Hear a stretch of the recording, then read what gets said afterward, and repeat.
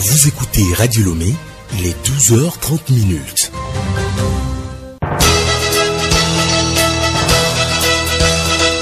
Le journal Léontine Atogima.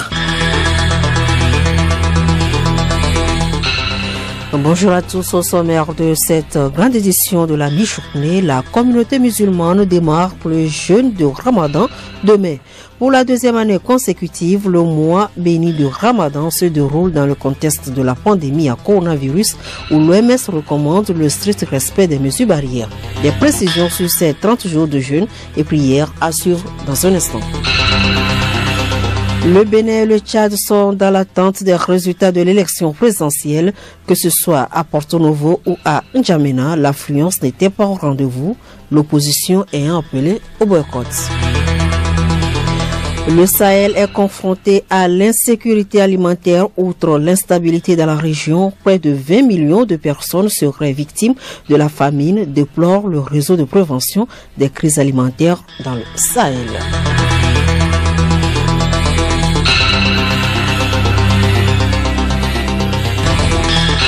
radiolomé.tg. Mesdames et messieurs, une fois encore, bonjour et bienvenue dans cette édition.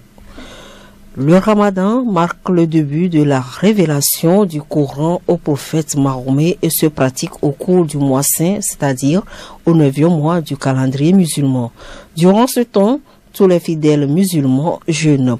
Cette année, le jeûne commence ce mardi. Quels sont les bienfaits spirituels du mois de Ramadan et quels en sont les interdits dans la pratique du jeûne? Et quel comportement doit adopter un fidèle dans ce mois, surtout en cette période de crise sanitaire liée au coronavirus? Élément de réponse dans ce dossier signé Charlotte Ahar. Le jeûne du mois de Ramadan constitue l'un des 5 piliers de l'islam. Au cours de ce mois, les musulmans ayant l'âge requis selon les règles de l'islam se privent de nourriture et d'autres plaisirs charnels. C'est également un mois de partage avec les pauvres. Kolani Yaya, président du conseil consultatif de l'Association des cadres musulmans du Togo.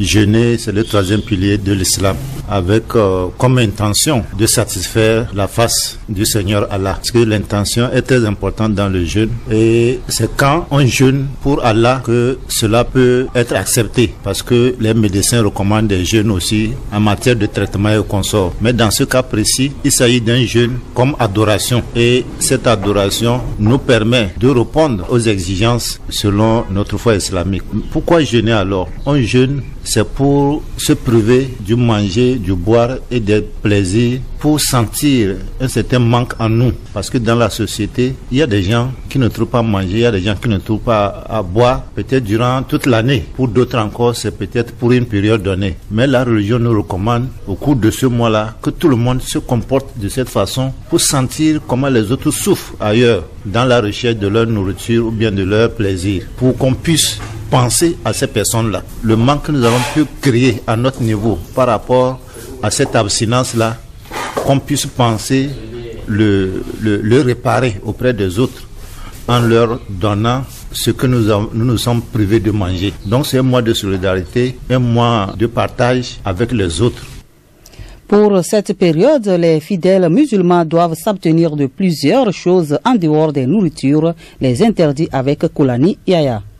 On nous recommande également, quand on jeûne, tous nos organes doivent jeûner également. Le fait de regarder des scènes obscènes, le fait d'écouter des médisances, la bouche même qui se permet de médire ou bien de blasphémer, la bouche qui professe des paroles méchantes envers les gens, tout cela, nos organes doivent jeûner et c'est ça qui fait que notre jeûne sera accepté. Parce que le prophète sallallahu alayhi wa sallam dit, il faut qu'on évite de nous affamer et de nous assoiffer alors qu'on n'aura pas la récompense à la fin de la journée. Cela voudra dire que quoi? On peut beau s'abstenir de manger, mais lorsqu'on continue de ne pas respecter les autres aspects du jeûne, notre jeûne ne sera que récompensé uniquement par notre faim ou bien par notre soif.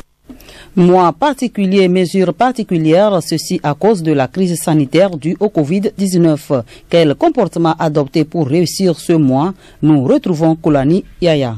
par rapport à la crise sanitaire, il y a un certain nombre de mesures qui ont été dictées par le gouvernement. Jeûner voudrait dire bien se comporter. Ça voudrait dire que nous devons respecter les mesures qui ont été dictées. Il y a un communiqué du gouvernement qui est sorti tout récemment pour donner un certain nombre d'orientations aux fidèles musulmans dans la pratique de leur foi au cours de cette période. Notamment le fait de ne pas faire les ruptures collectives ensemble, le fait de ne pas lancer l'appel avant 4h30 et autres. Et étant donné que la santé avant tout, les musulmans doivent suivre ces restrictions pour pouvoir d'abord vivre et continuer leur foi après.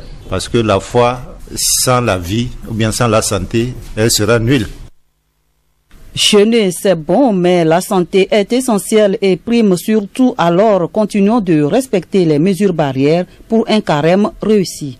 Charlotte Harrar, les musulmans pratiquants vont observer cette année encore le jeûne de Ramadan dans un contexte d'épidémie de coronavirus, comme vous venez de le dire.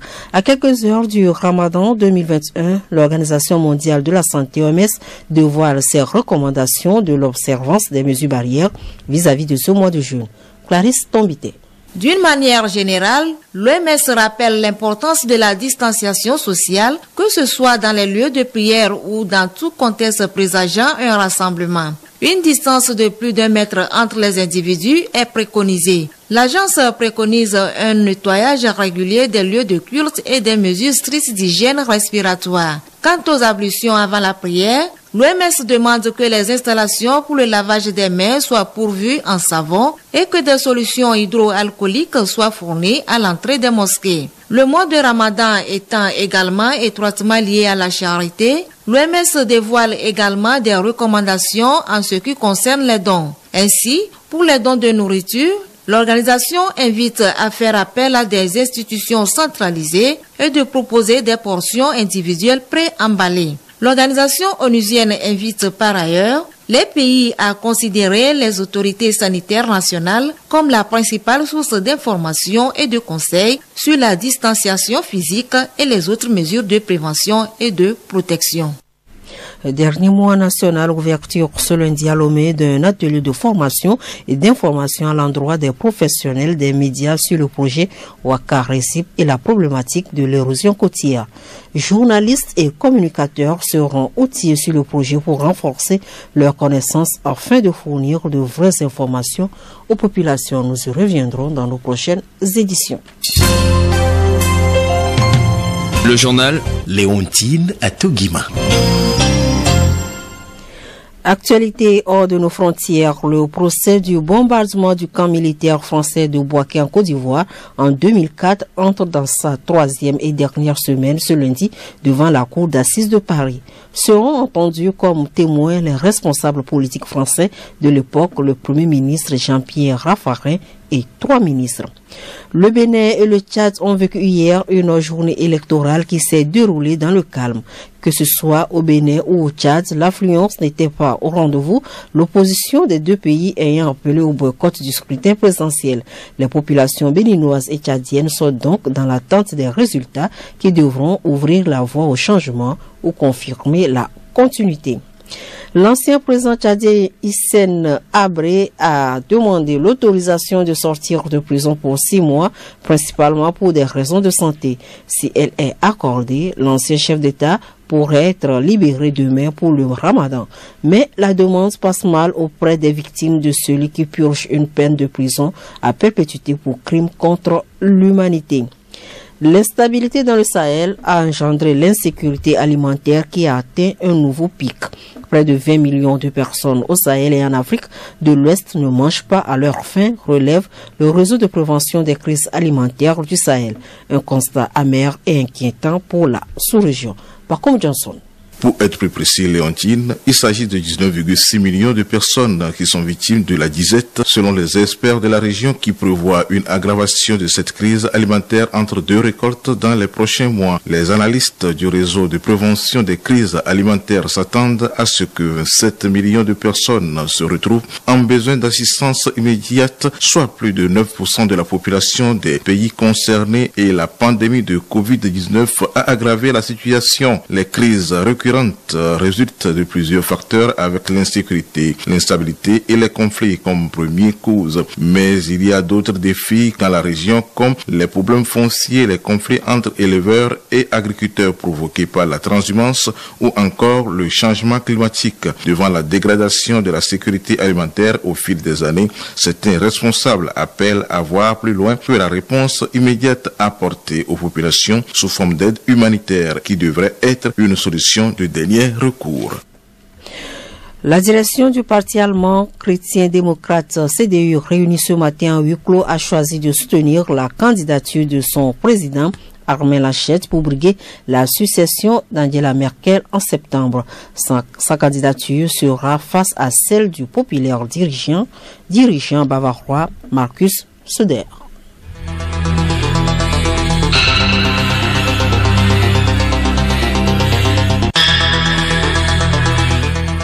Point final à cette édition. Merci de nous avoir suivis.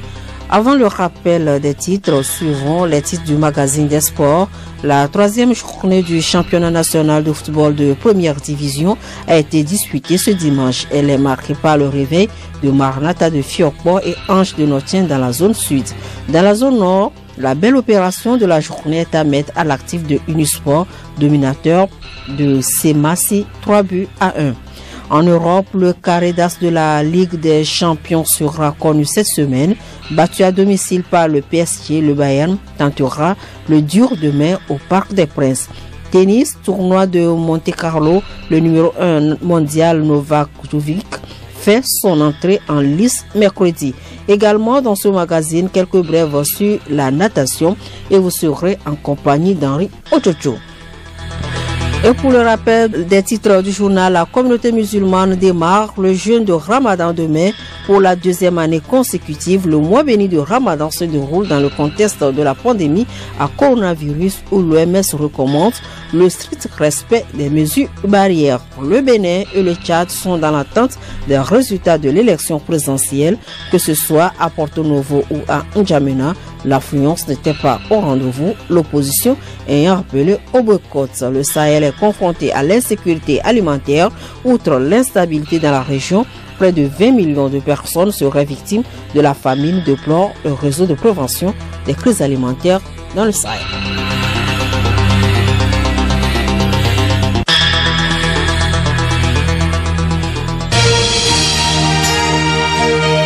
Radio Lomé, boîte postale 434, email radiolomé@radiolomé.tg. Radiolomé.tg